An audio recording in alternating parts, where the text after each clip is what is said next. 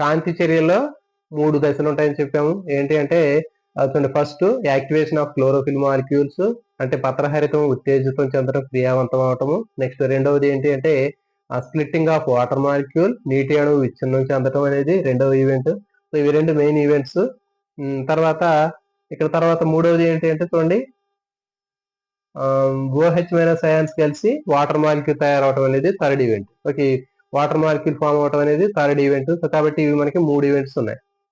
First activation of chlorophyll molecules, పత్రహరితం అనేది క్రియావంతం అవటము, యాక్టివేషన్ అవటము, స్ప్లిట్టింగ్ ఆఫ్ వాటర్ మాలిక్యూల్, రెండవది ఫార్మేషన్ ఆఫ్ వాటర్ మాలిక్యూల్, నీటి అణువు తయారవటం. ఇవి మనకి 3 ఈవెంట్స్ అని చెప్పాము. ఫస్ట్ ఈవెంట్ తీసుకుంటే క్లోరోఫిల్ మాలిక్యూల్స్ ఎట్లా యాక్టివేట్ అవుతుందని కొంచెం చెప్పాము అంటే, సన్లైట్ లో ఉన్నటువంటి లైట్ ఎనర్జీ ఏదైతే ఉందో, సూర్యకాంతిలో ఉన్నటువంటి కాంతి శక్తి రూపంలో ఉన్నటువంటి కాంతి శక్తిని గ్రహించి అదేం చేస్తుందంటే అంటే ఫోటాన్ రూపంలో తీసుకుంటుందని చెప్పాము.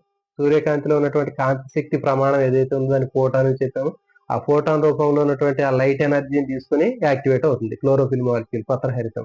నెక్స్ట్ రెండో స్టెప్ లో ఏంటంటే ఆ యాక్టివేట్ అయినటువంటి క్లోరోఫిల్ మాలిక్యూల్ వాటర్ మాలిక్యూల్ ని స్ప్లిట్ చేస్తుంది, బ్రేక్ చేస్తుంది. Splitting of water molecules and liberate the oxygen molecule. Water molecule అనేది బ్రేక్ అయిపోయి దాంట్లో ఉన్నటువంటి ఆక్సిజన్ రిలీజ్ అవటాన్ని మనకి సెకండ్ స్టెప్ అంటారు, స్ప్లిట్టింగ్ ఆఫ్ వాటర్ మాలిక్యూల్, నీటి అణువు విడగొట్టబడటం. మరి నీటి అణువు విడగొట్టబడడాన్ని ఎవరు కనుక్కున్నారని చెప్పామంటే రాబర్ట్ హిల్ అనే సైంటిస్ట్ కనుక్కున్నాడని చెప్పాము. అతని పేరు మీద దాన్ని హిల్ రియాక్షన్ అని చెప్పాము. దాన్ని ఫోటోలైసిస్ అని కూడా చెప్పాము. అంటే ఏంటి, నీటి కాంతి విశ్లేషణ అని చెప్పాము. అంటే కాంతి సమక్షంలో నీటి అణువు వాటర్ మాలిక్యూల్ స్ప్లిట్ అయిపోయి బ్రేక్ అయిపోయి H+OH- అయాన్స్ గా విడిపోతుందని చెప్పాము. ఇది ఏం చెప్పాము, మనకి హిల్ చర్య లేకపోతే హిల్ రియాక్షన్ అని చెప్పాము. ఇది second event. Next third event లో ఏంటి, ఆ స్ప్లిట్ అయినటువంటి వాటర్ మాలిక్యూల్ లో వచ్చినటువంటి H+OH- అయాన్స్ అనేవి ఎటు పోతున్నాయి అనేది థర్డ్ ఈవెంట్. దాంట్లో ఏంటి అంటే ఎట్లా పోతున్నటువంటి OH- అయాన్స్ కలిసిపోతే వాటర్ మాలిక్యూల్ తయారవుతుంది, అది ప్లాంట్ కన్జ్యూమ్ చేసుకుంటుందని చెప్పాము. నెక్స్ట్ ఇంకా దీంట్లో వచ్చినటువంటి H+ అయాన్స్ లో ఒక H+ అయాన్ అనేది ఏమవుతుంది, గ్రానథైలికాయిడ్ నుంచి స్ట్రోమాలోకి ఎంటర్ అవుతుందని చెప్పాము. అది స్ట్రోమాలోకి వచ్చిన తర్వాత లైట్ ఇండిపెండెంట్ రియాక్షన్ స్టార్ట్ చేస్తుందని చెప్పాము.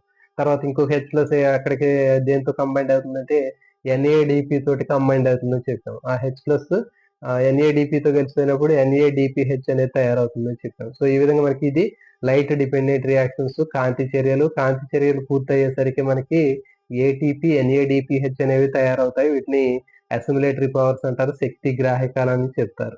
ఓకే, నెక్స్ట్ రెండవది నిష్కాంతి దశ. ఓకే, నిష్కాంతి దశ అనేటటువంటిది ఎట్లా ఉంటుందో చూద్దాం. చూడండి, నిష్కాంతి దశ అనేది ఎక్కడ జరుగుతుందని చెప్పాము, స్ట్రోమాలో జరుగుతుంది. ఇక్కడ నిష్కాంతి దశలు అనేవి స్ట్రోమాలో జరుగుతాయని చెప్పాము. మరి స్ట్రోమాలో జరిగేటటువంటి నిష్కాంతి చర్యలు స్టార్ట్ అవ్వాలి అంటే దీంట్లో మనకి ఏంటి అంటే H+ అయాన్ అని చెప్పింది మనం.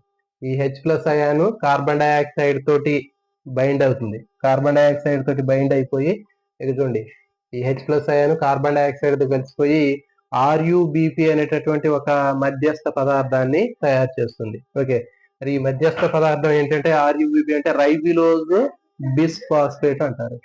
రైబిలోజ్ బిస్ఫాస్ఫేట్ అంటారు. ఓకే, RuBp అంటే రైబిలోజ్ బిస్ఫాస్ఫేట్. చూడండి, నిష్కాంతి దశ.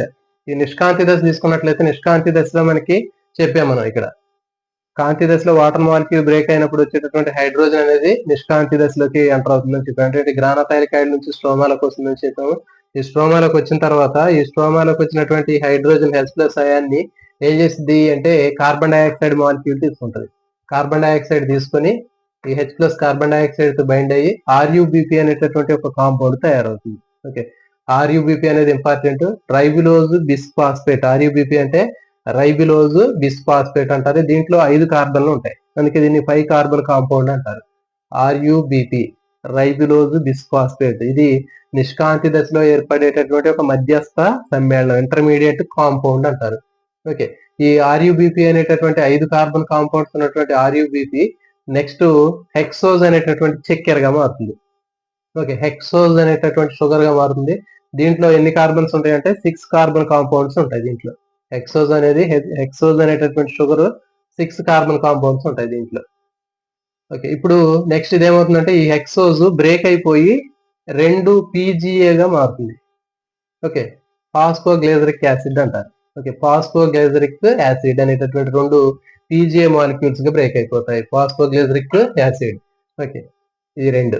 అంటే 6 కార్బన్ కాంపౌండ్స్ ఉన్నటువంటి హెక్సోజ్ అనేటటువంటి షుగర్ బ్రేక్ అయిపోయి రెండు ఫాస్ఫోగ్లిజరిక్ యాసిడ్స్ అనేటటువంటి రెండు కాంపౌండ్స్ గా బ్రేక్ అయిపోతాయి.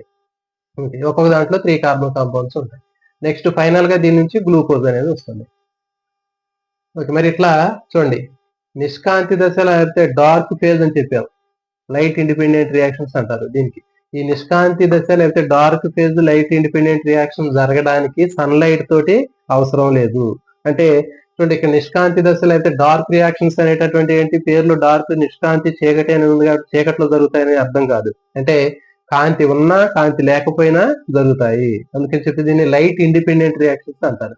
Okay, there is no need of light అని అర్థం, అంటే సన్లైట్ ఉన్నా లేకపోయినా కానీ జరుగుతాయి. కానీ కాంతి చర్యలు మాత్రం కంపల్సరీగా ఖచ్చితంగా in the presence of sunlight లోనే జరుగుతాయి, అంటే కాంతి సమక్షంలోనే జరుగుతాయి. ఓకే, ఇది కాబట్టి నిష్కాంతి దశలో మనకి టెక్స్ట్ బుక్ లో చూడండి, టెక్స్ట్ బుక్ లో ఏమీ ఉండదండి, డైరెక్ట్ గా నిష్కాంతి దశ తీసుకున్నట్లయితే టెక్స్ట్ బుక్ లో చూడండి, జస్ట్ ఒక 2 లైన్లు మాత్రమే ఉంటుంది టెక్స్ట్ బుక్ లో. ఏముంటుందంటే నిష్కాంతి దశలో కార్బన్ డైఆక్సైడ్ హైడ్రోజన్ తో కలిసిపోయి ఓకే చివరికి గ్లూకోజ్ తయారవుతుంది అని అంటారు. ఇక చూడండి, నిష్కాంతి చర్యలో హైడ్రోజన్ కార్బన్ డైఆక్సైడ్ అణువుతో కలిసి ఏటీపీ నుంచి శక్తిని వినియోగించుకొని గ్లూకోజ్ ఉత్పత్తి చేస్తుంది. నిష్కాంతి దశలో కార్బన్ డైఆక్సైడ్ హైడ్రోజన్ తో కలిసిపోయి చివరికి ఏమవుతుంది అంటే గ్లూకోజ్ లేదా కార్బోహైడ్రేట్ ని తయారు చేస్తుంది అని చెప్పి. మరి ఇట్లా చూడండి, నిష్కాంతి దశలో గ్లూకోజ్ తయారవ్వాలి అంటే ఇక్కడ ఏటీపీ ఎన్ఏడిపిహెచ్ అనేటటువంటి ముందు మనం చెప్పిన శక్తి గ్రాహకాలు అని చెప్పి అసమిలేటరీ పవర్స్, ఈ అసమిలేటరీ పవర్స్ ని ఇది ఏం చేసింది అంటే ఇక్కడ యూజ్ చేసుకుంటుంది. నిష్కాంతి దశలో ఏటీపీ ఎన్ఏడిపిహెచ్ లు ఇక్కడ యూజ్ అవుతాయి. ఇక్కడ చూడండి, ఇక్కడ కాంతి చర్యలో మనకి ఏటీపీ వచ్చింది, ఎన్ఏడిపిహెచ్ వచ్చింది. ఇక్కడ అసిమిలేటరీ పవర్స్ అని చెప్పి ఇక్కడ చూస్తే మీకు ఈజీగా అర్థమవుతుంది. కాంతి చర్యల్లో ఏటీపీ ఎన్ఏడిపిహెచ్ అనేవి ఎండ్ ప్రొడక్ట్స్ అని చెప్పాము. ATP NADPH, adenosine triphosphate, nicotinamide, adenine dinucleotide phosphate, ఇవి రెండు కూడా ఎండ్ ప్రొడక్ట్స్, అసిమిలేటరీ పవర్స్ అని చెప్పాము. ఈ కాంతి చర్యల్లో ఎండ్ ప్రొడక్ట్స్. ఓకే, సో మరి ఈ ఎండ్ ప్రొడక్ట్స్ నుంచి ఏమొస్తుంది అంటే మనకి ఇవి ఎక్కడికి పోతాయంటే ఇక చూడండి, ఇది డార్క్ రియాక్షన్స్ అంటారు కాంతి చర్యలు. ఇది నిష్కాంతి చర్యలు అని చెప్పి, ఈ నిష్కాంతి చర్యలకు పేరు ఏంటి అంటే మనకి క్యాల్విన్ వలయం అంటారు. ఇంపార్టెంట్ గుర్తుపెట్టుకోండి, అంటే ఇది ఇంటర్మీడియట్ లెవెల్లో ఉంటుంది. ఇప్పుడు మనకి చెప్పేటటువంటిది ఇది అంతా కూడా మనకి 10th క్లాస్ లో ఉంటుంది, జస్ట్ సింపుల్ గా ఉంటుంది ఒక లైన్, కానీ కొంచెం డెప్త్ గా అడగడానికి అవకాశం ఉంటుంది కాబట్టి చూడండి. డార్క్ రియాక్షన్స్ లేకపోతే నిష్కాంతి చర్యలకు ఉన్నటువంటి పేరు ఏంటంటే క్యాల్విన్ వలయం అంటారు. ఇక చూడండి, ఈ నిష్కాంతి చర్యల్లో కాంతి చర్యల్లో వచ్చినటువంటి ఏటీపీ ఎన్ఏడిపిహెచ్ ఏవైతే ఉన్నాయో ఈ అసిమిలేటరీ పవర్స్, వీటిని ఈ కెల్విన్ వలయం లేదా డార్క్ రియాక్షన్స్ లో యూజ్ చేసుకొని ఫైనల్ గా గ్లూకోజ్ అనేది తయారవుతుంది. ఇప్పుడు ఏటీపీ ఎన్ఏడిపిహెచ్ లు ఇక్కడ నిష్కాంతి చర్యల్లో ఉపయోగించుకొని చివరికి గ్లూకోజ్ అనేది తయారైంది. ఇది గ్లూకోజ్. తర్వాత మరి తయారైన తర్వాత దీని నుంచి మళ్ళీ ఏమొస్తాయి, ఏడీపీ ఎన్ఏడిపిహెచ్ అనేవి వచ్చాయి. చూడండి, ఏటీపీ ఎన్ఏడిపిహెచ్ యూజ్ చేసుకుంటుంది. యూజ్ చేసుకున్న తర్వాత వీటి నుంచి వచ్చేటటువంటి ఏంటంటే ఏటీపీ నుంచి ఏడీపీ, ఏటీపీ యూజ్ చేసుకుంటే వచ్చేటటువంటిది ఏడీపీ. ఎన్ఏడిపిహెచ్ యూజ్ చేసుకుంటుంది. యూజ్ చేసుకున్న తర్వాత వచ్చేటటువంటి దీని నుంచి వచ్చేది ఎన్ఏడిపి. మళ్ళీ ఏటీపీ ఎన్ఏడిపిహెచ్లు అనేవి మళ్ళీ కాంతి చర్యల్లోకి వెళ్తాయి. ఓకే, సో ఇట్లా ఈ సైకిల్ అనేది రొటేట్ అవుతుంది. ఇక చూడండి, ఇక్కడ మనకి పిక్చర్ చూస్తే మీకు క్లియర్ గా అర్థమవుతుంది. సన్లైట్ లో ఉన్నటువంటి ఫోటాన్స్ రూపంలో ఉన్నటువంటి లైట్ ఎనర్జీ ఏదైతే ఉందో మనకి యూనిట్ ఆఫ్ లైట్ ఎనర్జీ అని చెప్పాం. ఓకే, ఈ యూనిట్ ఆఫ్ లైట్ ఎనర్జీ అనేటటువంటి ఈ ఫోటాన్స్ రూపంలో ఆ లైట్ చూడండి కాంతి ఇది ఇక్కడ గ్రానోథైలికాయిడ్స్ మీద పడినప్పుడు గ్రానోథైలికాయిడ్స్ లో ఉన్నటువంటి క్లోరోఫిల్ మాలిక్యూల్స్ యాక్టివేట్ అవుతున్నాయి అని చెప్పాము, యాక్టివేట్ అవుతాయి.